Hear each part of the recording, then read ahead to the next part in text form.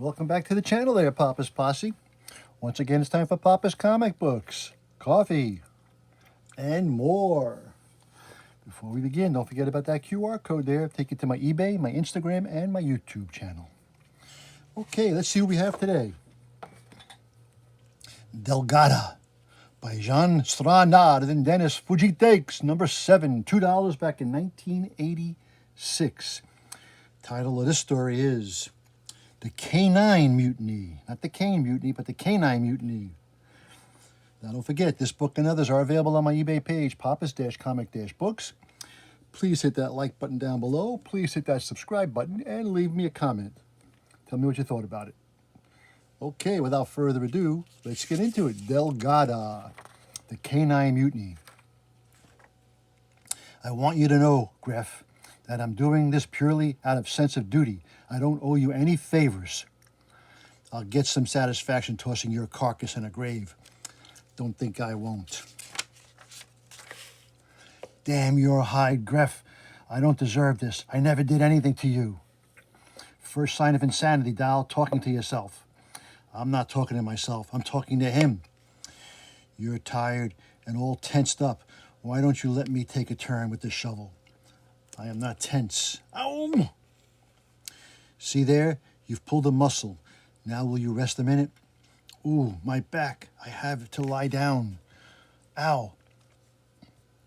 I still can't believe it. The entire population of Canada, all my people, my friends, out there living on some other planet, and I don't know where they went.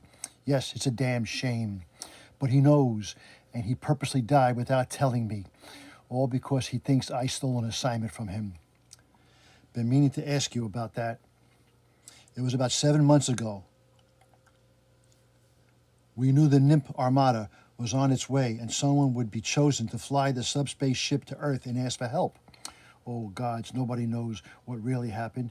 You'll have to draw your own conclusions. 10 of us were in training for the mission, but Gref was obviously the best candidate. Everybody knew it.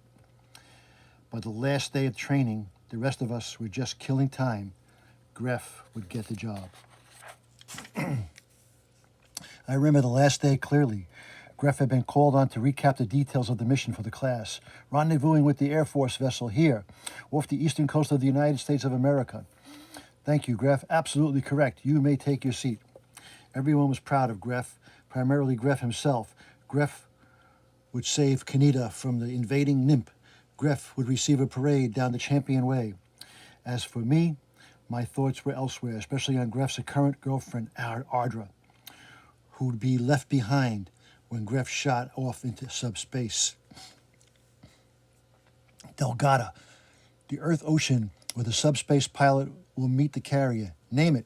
Atlant, no. Pacific, no. Kansas, no. That was your last chance, Dalgoda. I have a subspace pilot to pick, and it definitely won't be you. But, what about the banquet? Tonight's banquet is for trainees and qualified subspace pilots, not flunkouts. Consider yourself not invited. They're laying out quite a spread for the banquet, Dalgoda. Too bad you'll miss it. Ardra? Ardra, wait. Since I don't have to attend the banquet tonight, why don't we have a dinner at my place? I could barbecue some weenies. Weenies? Oh, ha ha ha ha ha. To no one's surprise, Gref won the mission. The announcement was made in the banquet that evening. Congratulations, Gref, and good luck. To Gref, I was humiliated and jealous. I'll admit it. I'd been kicked out of training, rejected by Ardra, while Gref's feet were firmly planted on Glory Road. Oh, he's the man of the hour. He's the man of the hour. He's the man of the hour. And to top it all off, I was being tortured by the scent of all that food. All that juicy, chewy, slurpy, wonderful food. Here you go, Dal. I sneaked this out for you. What, soup? Chim, how very thoughtful of you. Well, I saw you sitting out there, and I guess I'm just an old softy. But you could get kicked out of the program for this, Chim. I have to get back there before they miss me. Fat chance of that, huh? Maybe I can sneak out a drumstick something later. Thank you, Chim. Thank you very much. Very nice thing to do, Chim. Sweet girl. Very nice. Very sweet indeed. Delgado, put down that soup. Drop it. Ardra, what are you doing here? Did you come to see? I said drop that soup. Gref? Now, why'd you do that? What difference does it make if you... Oh, Delgada, I'm sorry. I just don't know what came over me lately. I feel as though I'm losing my mind, losing control of all my emotions. 1 minute I'm boiling mad at somebody, and the next minute I want to, I don't know. Will you walk with me, Delgada? You're a good listener, aren't you? Oh, yes, it's one of my best things. I was living a dream, Adra's arm my mind, the cool evening air, the moons above. She talked and talked, sharing all innermost thoughts. I guess I feel abandoned by Gref. I know the mission's important, but why does he have to go? What about me? What about us and our life together? You know, Dal, I sit in the microbiotics lab all day, growing new germs and viruses to government specifications. And all the while I'm thinking, how'd I rather creating my own new life? Right here in my own womb, I want to make life an old-fashioned way. Do you know what I'm trying to say? Of course, life, the old-fashioned way. Help me, Dal. Help me do it. But I thought you and Gref. Forget Gref. Right now, it's you I want. Dear gods. Dal, are you out here? I brought you a drumstick. Dal. The chatter and laughing and glass tinkling in the banquet was distant and dreamlike. I'd been translated to another kingdom, a kingdom with the population of 2. The only scent in my world was Ardra. Even the smell of roast scribbin couldn't impinge on the delightful fragrance of flesh and fur. We were basking in the afterglow. When the air grew still and quiet, the voices died and the banquet was over. Ardra got up suddenly. You know, Ardra, if anything results from this, I'll do the honorable. Don't worry, it won't. But you said, what about, making life the old-fashioned way? I'm very careful about those things. Besides, when I do have children, they'll be Grefs. So now you're hot for Gref again? What do you base your love partners on? Time of day? Smack. Dal, wait. I don't want you to think, oh, please, don't be angry. You're right, Delgado. I led you on. I wasn't going to get personal, but you were so nice, and I needed you right then, Dal. Honestly, more than you could know. Gref so well, all Gref really needs is Gref. You know what I mean? Oh, I'm not making a lick of sense. Gref has me so twisted up inside. But look, Gref's my problem. You and me, we're okay. Tonight meant a lot to me, and I'll think of it often. You'll think of me, won't you? Once in a while? At least. I didn't know what more to say. She embraced me. I held her. We stood there for several long seconds. It was very odd. At last, she pulled away. Reluctantly, I thought, so listen to me, Dal. That girl, Chim, she's in love with you. She's a good kid. You could do a lot worse. Chim, oh, of course, yes. She's a very nice girl. She's lucky to love someone like you. Well, good night then. Good luck out there. Good night, Andra. Out there? Nothing she said made any sense to me. Did she like me or not? What was I supposed to think? How's the grave coming? Great, super. That night, everybody at the banquet took sick. Microbiotics lab traced the malady to some weird virus in the soup.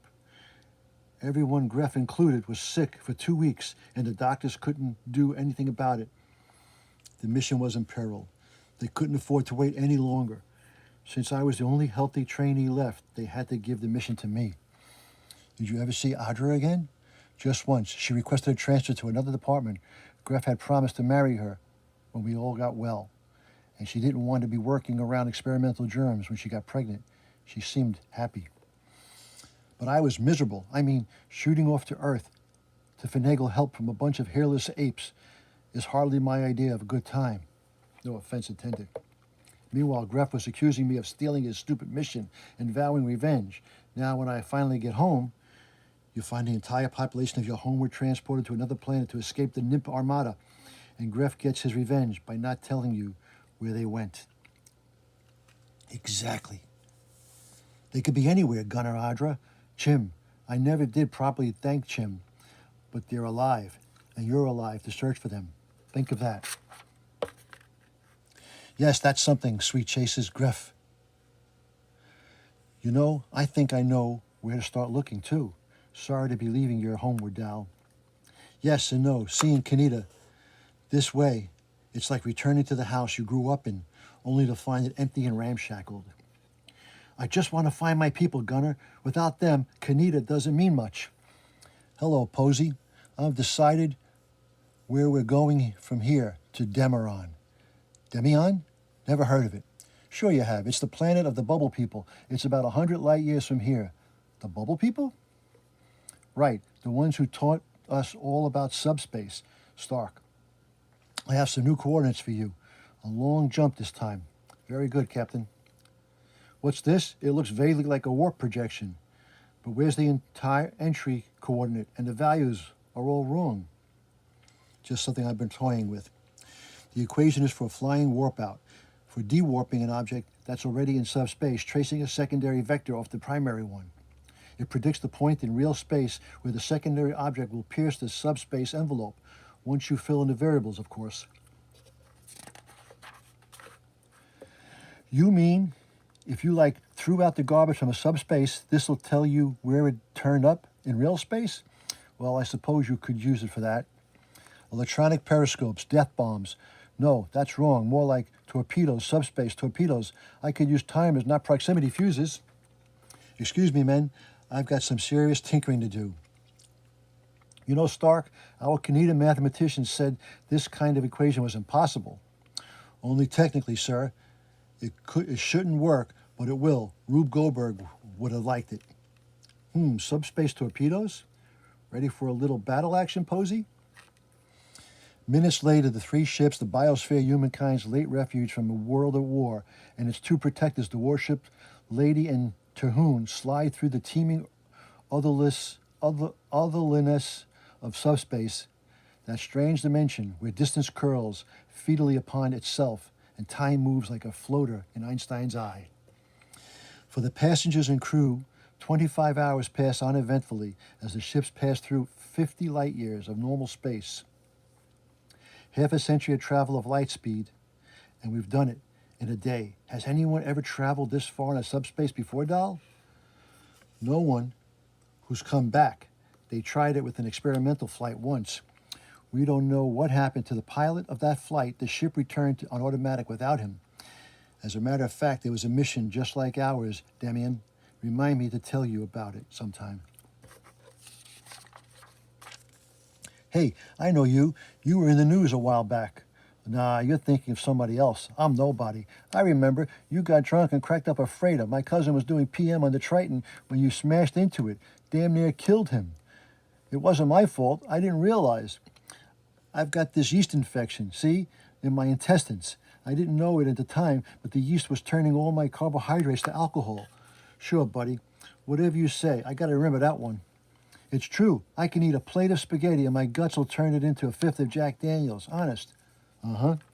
Okay, Birchfield. You're on your next Needham. Damn, Anky. No, not this. Can't be. Nurse, for God's sake, look at my nose. It just dropped off. Phew. I've been trying to poke a hole in Stark's equation for hours, but it holds up. She's really onto something. My back's killing me, and my fingers feel like they're ready to do something. Fall off. And they do fall off. Dear gods, Posey, look at my hands. What's wrong with them, Dal? They look okay to me. Posey, your face. Oh, God, your face. What's happening to everybody? What's the matter, Captain? Is there something we can do for you? What seems to be the problem, sir? Dal, it's me, your friend Posey. I want to help you, Dal. What's the... Stay back. Don't touch me. Stay back. Get away from me. All of you. Don't touch me. Oh, gods, I'm losing my feet. I'm spreading my legs. No, this can't be happening. It isn't possible. Dear gods, not the ship. Stop it, please. Stop. Dear gods, no. To be continued. What's going to happen? To be continued. That was Dalgoda. Number 7, The Canine Mutiny from 1986. I hope you enjoyed that little reading. Now, don't forget, this book and others are available on my eBay page, Papa's-Comic-Books. please hit that like button. Please hit that subscribe button down below and leave me a comment. Tell me what you thought about this book, okay? Alrighty, and as Papa and Dalgoda always say, that was easy. Until next time, Papa is out.